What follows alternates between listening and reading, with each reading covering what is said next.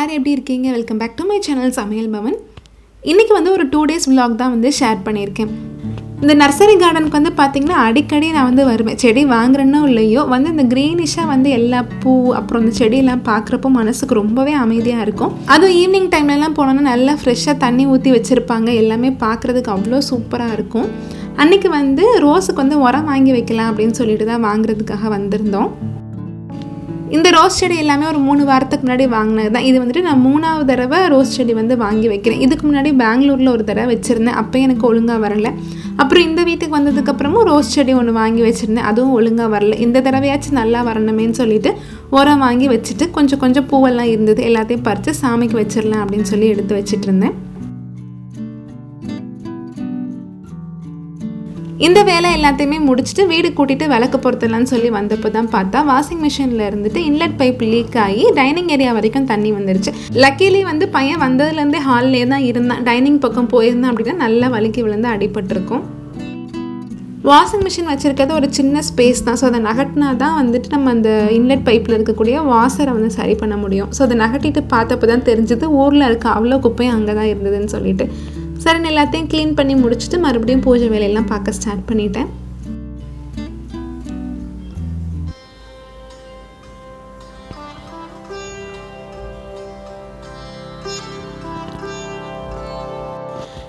அன்றைக்கி வந்து பூஜை பண்ணும்போது ஷர்மி சமையல் யூடியூப் சேனல்லேருந்து நமக்கு சென்ட் பண்ணியிருந்தேன். அந்த தூப பொடி தான் வந்து பொருத்தி வச்சுருந்தேன். ரொம்ப சூப்பராக இருந்தது வாசனை.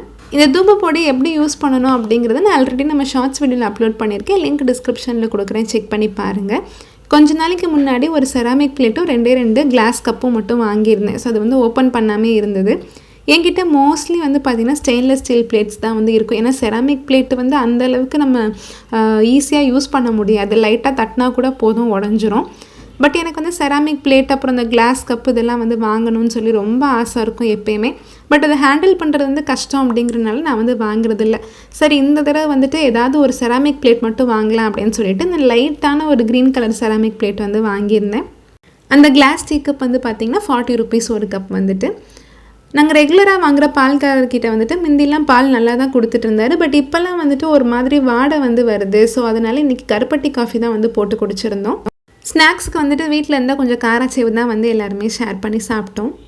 ஈவினிங் வந்து ஒரு 6 to 7 வந்து பார்த்திங்கன்னா பையனை வந்து ஏதாச்சும் ஒரு வகையில் என்கேஜ் பண்ணுறது. ஒன்று வந்து பார்க்கில் வெளியே கூட்டிகிட்டு போய் விளையாட விடுவேன். இல்லைன்னா வந்துட்டு வீட்டுக்குள்ளேயே வச்சு ஏதாவது இந்த மாதிரி ஆக்டிவிட்டி மாதிரி கொடுப்பேன். அவனுக்கு வந்து சுத்தமாக எழுதுறதே பிடிக்காது. இந்த மாதிரி கலர் பண்ணுறது தான் பிடிக்கும். பட் இருந்தாலும் அந்த விளையாட்டு போக்கிலே வந்து ஏதாச்சும் ஒன்று சொல்லி கொடுத்தோம் அப்படின்னா வந்து செய்வான். ஸோ அந்த கர்சிவ் லெட்டர்ஸ் வந்து A to F வரைக்கும் எடுத்து கொடுத்துட்டு அதுக்கப்புறம் அவனுக்கு பிடிச்ச மாதிரி இந்த கலரிங் ஆக்டிவிட்டியும் வந்து எடுத்து கொடுத்துருந்தேன். அவனுக்கு மோஸ்ட்லி வந்து இந்த மாதிரி வெஹிக்கிள்ஸ் தான் வந்து ரொம்பவே பிடிக்கும். ஸோ அதெல்லாம் பண்ணி முடிச்சதுக்கப்புறம் லைட்டாக பசிக்குதுன்னு சொன்னான். வீட்லேயும் வந்து மாவு சுத்தமாக இல்லை. சரி கடையிலே ஆர்டர் பண்ணிடலாம் அப்படின்னு சொல்லிட்டு நம்ம வீட்டு வசந்த பவன் இருக்கும் இல்லையா, ஸோ அங்கே தான் வந்துட்டு இந்த சாம்பார் மினி இட்லியும் அப்புறம் ஹஸ்பண்டுக்கு ரவா தோசையும் வந்து ஆர்டர் பண்ணியிருந்தேன். நம்ம சப்ஸ்கிரைபர்ஸ் ஒரு சிலர் வந்து பார்த்திங்கன்னா நீங்கள் இத்தனை நாள் டயட் ஃபுட்ஸ் தான் வந்து எடுத்துக்கிட்டீங்களாக்கா, இப்போ வந்துட்டு சடனாக வீட்டு ஃபுட்டு சாப்பிடும்போது வெயிட் வந்து இன்க்ரீஸ் ஆகிடாதா அப்படின்னு சொல்லி கேட்டிருந்தீங்க. நம்ம டயட் ஃபுட்ஸ்லாம் ஸ்டார்ட் பண்ணிவிட்டு நார்மல் ஃபுட் எடுத்துக்க ஆரம்பிக்கும் போது கண்டிப்பாக வந்துட்டு ஒரு 1 or 2 kgs வந்து கூட தான் செய்யும். பட் நான் வந்து வெயிட் லாஸ் ஸ்டாப் பண்ணி ஒரு 1 week கிட்ட ஆகிடுச்சு. ஸோ நான் இப்போ வரைக்கும் 66 kgயில் தான் வந்து இருக்கேன்.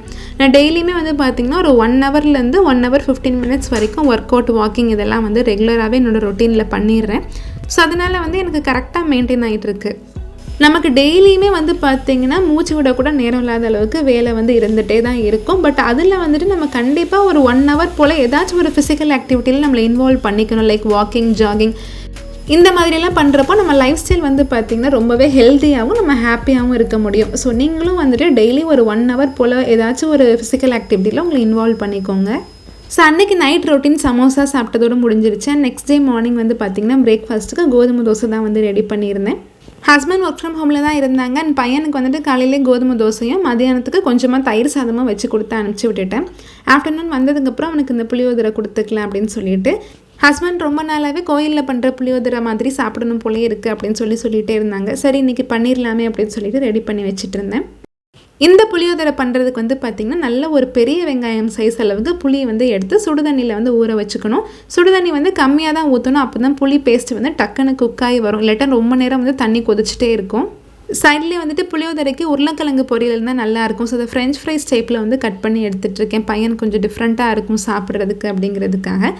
அப்புறம் அரிசி வந்து குக்கரில் வேக வச்சுக்கணும். அதுக்கு நான் இன்றைக்கி மெஷரிங் கப்பில் 1 கப் இருக்கும் இல்லையா, ஸோ அந்த கப்புக்கு 3/4 கப் அளவுக்கு தான் அரிசி எடுத்திருக்கேன். என்னோடய ஃபேமிலிக்கு அந்த அளவுக்கு அரிசி போட்டால் கரெக்டாக இருக்கும். யூஸ்வலாக 1 கப் அரிசிக்கு 2 கப் அளவுக்கு தண்ணி ஊற்றுவோம். நான் இன்றைக்கி 2.5 கப் அளவுக்கு தண்ணி ஊற்றிருக்கேன். இப்போ ஒரு மசாலா பவுடர் வந்து ரெடி பண்ணிக்க போகிறோம். அதுக்கு ஒரு பவுலில் வந்துட்டு 1 டீஸ்பூன் அளவுக்கு மிளகு, 1 டீஸ்பூன் கடலைப்பருப்பு, 1 டீஸ்பூன் உளுந்து, 1 டீஸ்பூன் மல்லி, 1 டீஸ்பூன் அளவுக்கு கடுகு சேர்க்கறனால கசப்பு வந்துடுமோன்னு சொல்லி நினைக்க வேண்டாம், ரொம்பவே நல்லாயிருக்கும். 1/4 டீஸ்பூன் அளவுக்கு வெந்தயம், 1 டீஸ்பூன் கருப்பு எள்ளு, 1 டீஸ்பூன் சீரகம், அப்புறம் ஒரு 4 காஞ்ச மிளகாய் மட்டும் எடுத்துக்கிறேன். இப்போ ஒரு கடாயில் ஒரு 15-20 கருவேப்பிலை மட்டும் எடுத்து தனியாக வறுத்து வச்சுக்கலாம். கருவேப்பிலை வந்து நம்ம கழுவி ஆட் பண்ணுவோம் இல்லையா, ஸோ அதை வந்து ஈரத்தோடய இந்த ஸ்பைசஸோடு போட்டுட்டோம் அப்படின்னா அது எல்லாமே ஈரம் விட்ட மாதிரி ஆயிரும். ஸோ அதனால் கருவேப்பிலை மட்டும் தனியாக வறுத்துட்டு மற்ற எல்லா ஸ்பைசஸுமே லைட்டாக ட்ரை ரோஸ்ட் பண்ணி நல்லா அரைச்சி எடுத்துக்க போகிறோம். வறுத்து வச்சிருந்த ஸ்பைசஸ்லாம் வந்துட்டு கொஞ்சம் நேரம் ஆறுற கேப்பில் வந்து பார்த்திங்கன்னா உருளைக்கிழங்கு பொரியலும் வந்து ரெடி பண்ணிட்டேன். புளியோதரைக்கு தொட்டு சாப்பிட்ற மாதிரி சைட் டிஷ்ஷாக ஏதாச்சும் கெட்டி துவையல் மாதிரி இருந்தால் ரொம்பவே சூப்பராக இருக்கும். நான் வந்துட்டு பொரிகடலை துவையல் வந்து செய்யலான்னு சொல்லி நினச்சிட்டு இருந்தேன். பட் வீட்டில் வந்துட்டு கொஞ்சம் புதினா வந்து வேஸ்ட் ஆகிற மாதிரி இருந்தது. சரி, புதினா துவையலே ரெடி பண்ணிடலாமே அப்படின்னு சொல்லிட்டு எல்லாத்தையுமே வாஷ் பண்ணி எடுத்து வச்சுட்டு இருந்தேன்.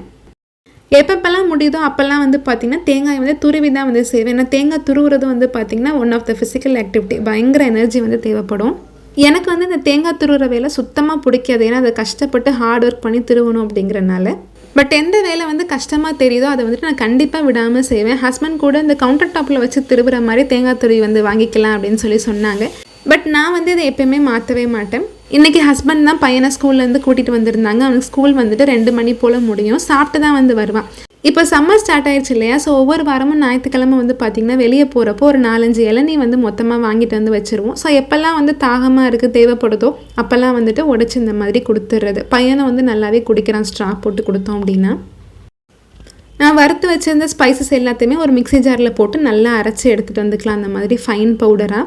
குக்கரில் வச்ச சாதமும் நல்லா வெந்துருச்சு. ஸோ அதை 1 டேபிள் ஸ்பூன் அளவுக்கு நல்லெண்ணெய் ஆட் பண்ணி நல்லா அந்த மாதிரி மிக்ஸ் பண்ணி வச்சுக்கிறேன் ஒரு ஃபோர்க்கு வச்சு. இந்த மாதிரி பண்ணும்போது சாதம் நல்லா ஒட்டாமல் உதிரியாக இருக்கும், அப்படியே கோயிலில் கிடைக்கிற மாதிரி. புதினா துவையலுக்கும் சைடில் வதக்கிட்டு இருந்த டைமில் வந்து பார்த்திங்கன்னா வீட்டில் புஷ்பா படம் வந்து ஓடிட்டு இருந்தது. ஸோ அதை பார்த்துட்டு வந்து கழுத்தை ஒரு மாதிரி சாய்ச்சி வச்சுட்டு அதே மாதிரி வந்து பண்ணிவிட்டு ஆடிட்டு இருந்தான். ஊற வச்சுருந்த புளி வந்து நல்லா இந்த மாதிரி கரைச்சி விட்டுக்கலாம். கம்மியான தண்ணி ஊற்றி தான் வந்து புளியை வந்து ஊற வைக்கணும். அப்போ தான் வந்து நம்ம புளி பேஸ்ட் வந்து சீக்கிரமாக ரெடி ஆகும். நிறைய தண்ணி ஊற்றிட்டோம் அப்படின்னா அது ரொம்ப நேரம் கொதிச்சிட்டே இருக்க மாதிரி இருக்கும். ஒரு பெரிய கடாயில் ஒரு 5-6 டேபிள் ஸ்பூன் அளவுக்கு நல்லெண்ணெய் வந்து ஆட் பண்ணியிருக்கேன். நல்லெண்ணெய் சூடானதுக்கப்புறமா கடுகு, உளுந்தம்பருப்பு, கடலைப்பருப்பு, வேர்க்கடலை வந்துட்டு நல்லா வறுத்துக்கலாம். வேர்க்கடலை வந்து நிறைய சேர்த்துக்கிட்டோம் அப்படின்னா ரொம்பவே டேஸ்ட்டாக இருக்கும் புளியோதரைக்கு. கூடவே வந்துட்டு கொஞ்சமாக காஞ்ச மிளகாயும் கருவேப்பிலையும் சேர்த்து பொரிய விட்டுக்கிறேன். நான் வந்து பெருங்காயத்தூள் தான் வந்து யூஸ் பண்ணிகிட்ருக்கேன். அதை வந்து நம்ம டேரெக்டாக ஆட் பண்ணுறப்போ வந்து பார்த்திங்கன்னா அடியில் போய் நல்லா ஒட்டிக்கும். ஸோ அந்த மாதிரி ஒட்டாமல் இருக்கிறதுக்காக கொஞ்சமாக தண்ணியில் கரைச்சி வந்து ஆட் பண்ணிக்கிறேன். ஒரு 1/4 டீஸ்பூன் அளவுக்கு பெருங்காயம், 1/4 டீஸ்பூன் அளவுக்கு மஞ்சள் தூள், தேவையான அளவுக்கு உப்பு ஆட் பண்ணிவிட்டு நம்ம கரைச்சி வச்சுருந்த புளியையும் ஊற்றிட்டு கொஞ்சம் நேரம் கொதிக்க விட்டுக்கலாம். 5 நிமிஷம் மீடியம் ஃப்ளேம்லேயே வச்சு கொதிக்கும் போது புளி பேஸ்ட் வந்து நல்லா திக்காகி வந்துடும். இந்த ஸ்டேஜில் வந்து நம்ம அரைச்சி வச்சுருக்க பொடியில் 1 டீஸ்பூன் அளவுக்கு பொடி மட்டும் எடுத்து இதில் ஆட் பண்ணிக்கலாம். இந்த பொடியை ஆட் பண்ணதுலேருந்து நல்லா பேஸ்ட்டு திக்காகி வந்துடும். அதுக்கப்புறம் நம்ம ஆஃப் பண்ணிடலாம். நம்ம நல்லெண்ணெய் ஊற்றி மிக்ஸ் பண்ணி வச்சுருந்தோம்ல, அந்த சாதத்தோடய வந்து பார்த்திங்கன்னா ஒரு 1 டீஸ்பூன்லேருந்து 2 டீஸ்பூன் அளவுக்கு நம்ம அரைச்சி வச்சுருந்த பொடியும் ஆட் பண்ணி நல்லா மிக்ஸ் பண்ணி வச்சுக்கலாம். இந்த பொடி வந்து பார்த்திங்கன்னா செம்ம டேஸ்ட்டாக இருக்கும். அப்படியே கோயிலில் பண்ணுற புளியோதரை மாதிரியே இருக்கும். கண்டிப்பாக ட்ரை பண்ணி பாருங்கள். அதுக்கப்புறம் நம்ம ரெடி பண்ணி வச்சுருந்த அந்த புளியோதரை பேஸ்ட்டை வந்துட்டு கொஞ்சம் கொஞ்சமாக நம்ம சாதத்தோடு மிக்ஸ் பண்ணி எடுத்து வச்சா முடிஞ்சுது. இந்த புளியோதரையோட கலர் அப்புறம் அதோட டேஸ்ட்டும் வந்து வர அளவுக்கு உங்களுக்கு தேவையான அளவுக்கு அந்த மிக்ஸ் வந்து நீங்கள் ஆட் பண்ணிக்கலாம். இந்த சீக்ரெட் பவுடரும் அப்புறம் இந்த புளி பேஸ்ட்டு மட்டும் நம்ம ரெடி பண்ணி வச்சுருந்தோன்னா போதும். காலையில் வந்துட்டு சாதம் மட்டும் குக்கரில் வச்சுட்டோன்னா ஜஸ்ட்டு ஒரு 10 நிமிஷத்தில் நம்ம இதை செஞ்சு முடிச்சிடலாம். இந்த மாதத்துக்கான க்ராசரிஸ் எல்லாம் வந்து பார்த்திங்கன்னா ஃப்ளிப்கார்ட்டில் வழக்கம் போல் பாதி க்ராசரி ஆர்டர் பண்ணியிருந்தேன். ரொம்ப லேட்டாக தான் வந்து டெலிவரி ஆயிருந்தது. என்னெல்லாம் வாங்கியிருக்கேன்னு பார்த்தீங்கன்னா பாசிப்பயிறு வந்து 1/2 கிலோ, அப்புறம் கோதுமை மாவு ஆசீர்வாத், அப்புறம் கல்லுப்பு. இந்த தடவை வந்துட்டு இந்த 1/2 கிலோ சுகரும் அப்புறம் இந்த பிஸ்கட் பாக்கெட் இருக்குல்ல, அதில் வந்து 2 காஃபி பிஸ்கட் வந்து இருந்தது. ஸோ அது ரெண்டும் சேர்த்து 1 ரூபாய்க்கு ஃப்ரீயாக கொடுத்துருந்தாங்க. ஆயில் ஐட்டம்ஸ் எல்லாமே ஃப்ளிப்கார்ட்டில் தான் ரேட் ரொம்ப கம்மியாக இருக்க மாதிரி எனக்கு வந்து கம்பேர் பண்ணப்போ தோணுச்சு. ஸோ இதிலே தான் வந்து எண்ணெயெல்லாம் வாங்கியிருக்கேன். தேங்காய் எண்ணெய், அப்புறம் வழக்கம் போல் 777 நல்லெண்ணெய், இதெல்லாம் ஃப்ளிப்கார்ட்டில் வாங்குகிற இந்த உளுந்து தான் வந்து பார்த்திங்கன்னா எனக்கு நல்ல மாவு பொங்கி வருது. இட்லியும் வந்து பஞ்சு பஞ்சாக வருது. அதுவும் ரேட் ரொம்பவே கம்மி தான். 1 கிலோவே சேர்த்து 104 ருபீஸ் தான் வருது. அந்த உளுந்தோட பிராண்ட் நேம் வந்து நம்ம சப்ஸ்கிரைபர் ஒருத்தவங்க வந்து கேட்டிருந்தீங்க. அதுக்கு எந்த நேமுமே கிடையாது. ஜஸ்ட் இந்த ஆரஞ்சு கலர் பேக்கெட்டில் போட்டு இருக்கும், அவ்வளோதான். ஃபைனலாக கராச்சி பிஸ்கட் வந்து சாப்பிட்டு ரொம்ப நாள் ஆச்சு. அண்ட் ரேட்டும் வந்து நல்லா ஆஃபரில் இருந்ததுங்கிறனால அது ஒரு பாக்ஸ் மட்டும் வாங்கியிருந்தேன். ஸோ இது எல்லா க்ராசரி ஐட்டமே சேர்த்து ப்ரைஸ் வந்து பார்த்திங்கன்னா 1380 ருபீஸ் வந்துருந்தது. எந்தெந்த க்ராசரிக்கெலாம் எறும்பு வருமோ எல்லாத்தையுமே ஒரு பெரிய பாக்ஸில் ஸ்டோர் பண்ணி வச்சுருவேன். மீதி எல்லாத்தையுமே இந்த எண்ணெய் இந்த மாதிரி ஐட்டம்லாம் கபோர்டில் வந்துட்டு என்னோடய பேண்ட்ரி யூனிட்டில் அப்படியே வந்து அடுக்கி வச்சுருவேன். வீட்டில் வந்து காய் கம்ப்ளீட்டாக காலி ஆகிடுச்சு. ஸோ கடையில் போய் ஏதாச்சும் வாங்கினா மட்டும்தான் நம்ம தேவையான காய் வந்துட்டு சின்ன சின்னதாக எடுத்துகிட்டு வர முடியும். சில நேரம் நான் ஆன்லைனில் போடும் போது என்ன ஆகும்னு பார்த்தீங்கன்னா எல்லாமே நிறைய குவான்டிட்டியில் கொடுத்துருவாங்க. அவ்வளோவும் நம்ம சமைக்க மாட்டோம், வேஸ்ட்டாக தான் ஆகும்.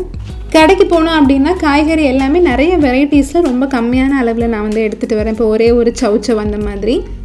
எப்போயுமே சிறுகிழங்கு வந்து பார்த்திங்கன்னா இந்த பொங்கல் டைமில் தான் வரும். பட் இன்றைக்கி வந்து இந்த கடையில் நிறைய சிறுகிழங்கு வந்து நல்ல பெருசாக வச்சுருந்தாங்க. ஸோ பார்த்ததும் வந்து ஆசையாக இருந்துச்சுன்னு சொல்லி எடுத்துகிட்டு வந்திருந்தேன். சின்ன சைஸில் ஒரு முட்டைக்கோஸ் 5 ரூபா தான் இது. ஸோ இந்த மாதிரி நம்ம கடையில் போய் பார்த்து எடுக்கிறனால நமக்கு பிடிச்ச மாதிரி எடுத்துகிட்டு வர முடியும் காய்கறியெல்லாம்.